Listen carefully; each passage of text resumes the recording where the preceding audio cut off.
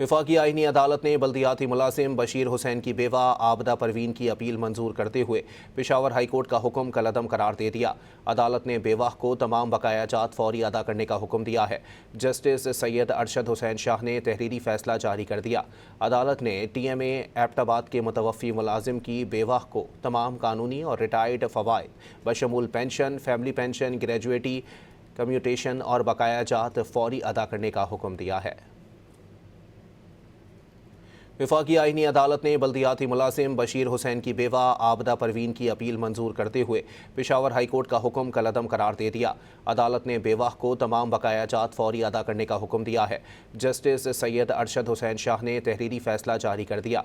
अदालत ने TMA एबटाबाद के मुतवफ़ी मुलाजिम की बेवा को तमाम कानूनी और रिटायर्ड फ़वाइद बशमूल pension, family pension, gratuity, commutation और बकाया जात फौरी अदा करने का हुक्म दिया है।